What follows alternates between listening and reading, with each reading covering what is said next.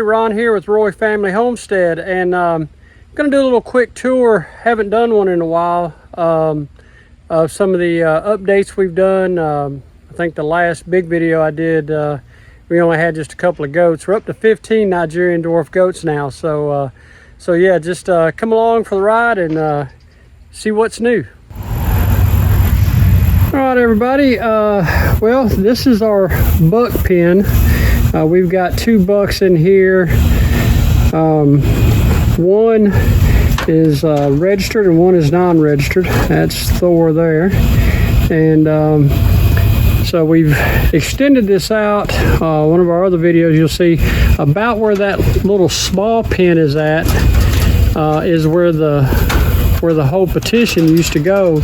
We moved it out an additional 8 feet to make this pen to hold the bucks in, and then that little area right there is when we have babies and we're separating them to milk share from the mamas. We put them there at night and separate them from the from the mamas. So and these boys, I'll tell you what, they're a little bit stinky right now because they're in rut. Had somebody post on Facebook about having troubles with their goats eating their chicken feed. As you can tell, our chickens are out here free range out in this lot. So I built this. This is a goat proof, well, for the most part, goat proof chicken feeder. Holds 50 pounds of feed. Basically what I did, I'm gonna come down here and see how well you guys can see this. Basically I built out a little bit right here so the goats can't get their muzzles in there to try to get the chicken feed. And I fill it up, and as you can see, the feed gets down. The chickens can stick their head in through that wire and eat the feed, and the goats can't get to it. If goats get a little bit of chicken feed, I'm sorry, that's fine, but you do not want them to eat too much. Grain's not good for them. So I'm going to open the top here. Had to put a latch on it because the goats kept picking it up and trying to get in the goat feed. And well, right there's the chicken feed. Now basically what I did is, you'll see, and it's going to be hard to tell with this, but this front wall actually goes at an angle. I don't know how well you can see that. And then the floor, I put a slight angle down towards the opening there so that it self-feeds. Now I still have a little bit of problem with it every now and then. I'll just pile it back up here every once in a while and it'll fill up. But this thing will hold 50 pounds of feed. Well, we're going to go around. This is a little play area for the goats. Don't mind the goat poop. And I've got some work to do. I got to clean up that all that old hay. But in a previous video, there's our chicken coop. It's made out of shipping crates. Tractor parts came in it, and I bought it from a farm about 5 miles down the road, and they were selling them. So I bought 2 of those and built a real nice chicken coop. And then y'all know our little goat barn here. This is the original one. It's held up great. Plastic pallets for floors. Got feeders down here. And for some reason, it's going to get a little bit dark in here, but let me turn on the light. I actually put a Harbor Freight LED light in, which works great. The chickens like to lay. Let's zoom in here. They like to lay in the corner of this one stall. I don't know why, but they do. So, but anyway, then this is our supposed to be ant proof and bug proof feeders that we keep our goat feed in. And we're back. This is the entrance to our milk parlor / birthing room.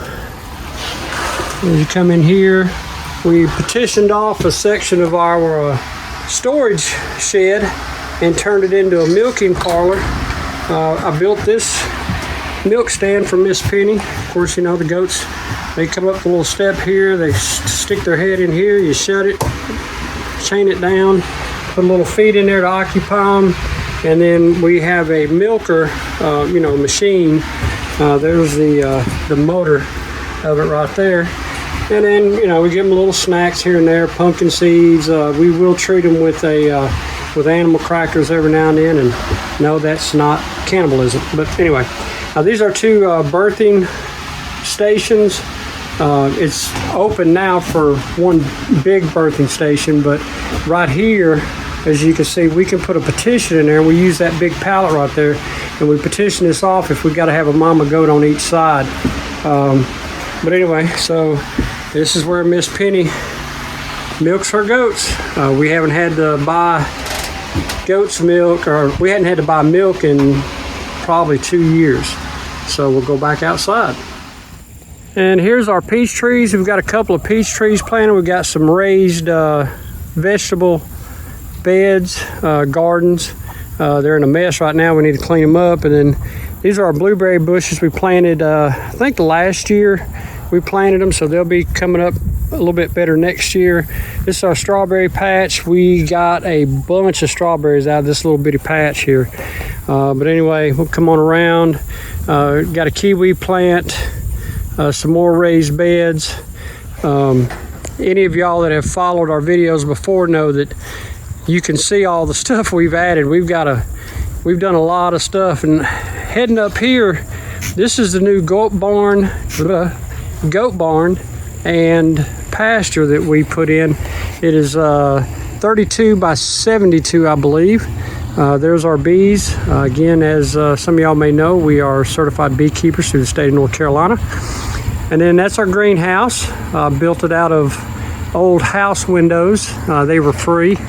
Now the build wasn't free, mind you, because I still had to buy some wood, but and we've got a lot of pruning to do, but we've got a lot of herbs and stuff like that going here. And that's the front of it. You can barely see it. Looks like a jungle in there, but Penny has gotten a lot of use out of that greenhouse since we built it. And we'll pan back this way.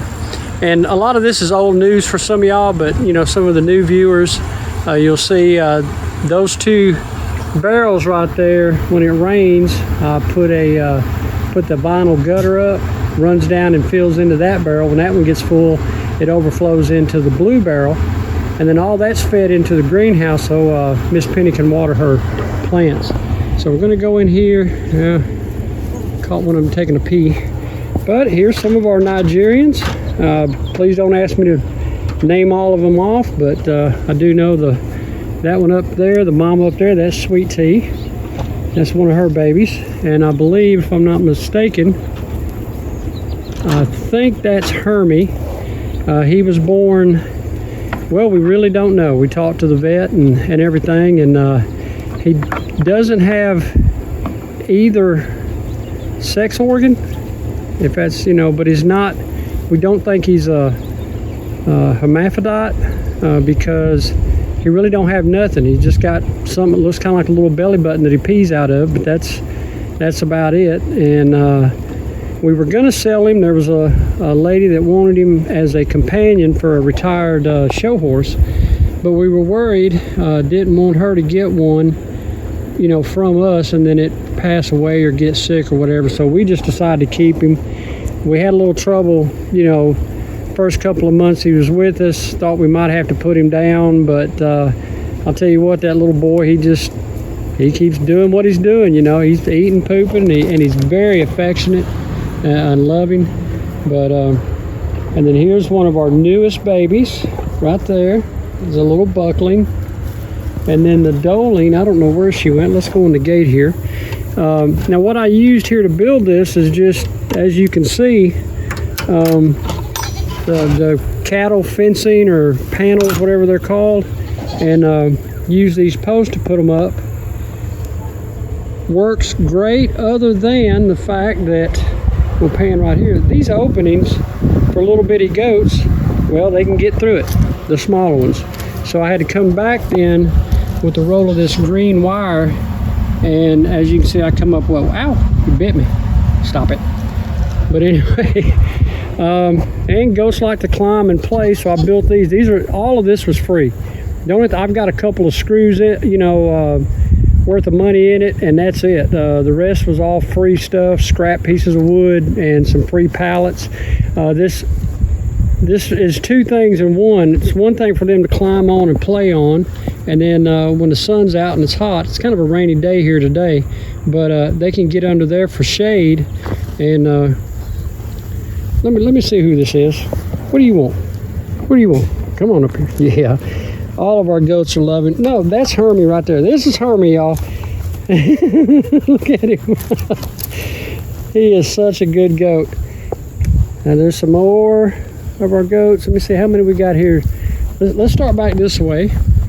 We'll start counting these goats. We're at 15. There's a couple in the old pasture, but that's the 2 babies inside. One of them's inside the feeder. Now this is something else I built. I built this little hay feeder, put it on the outside of the fence. What you doing, bud? There's a little girly right there.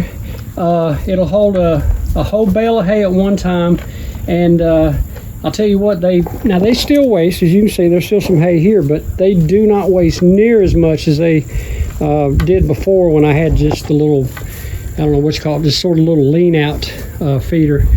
And I built this for them.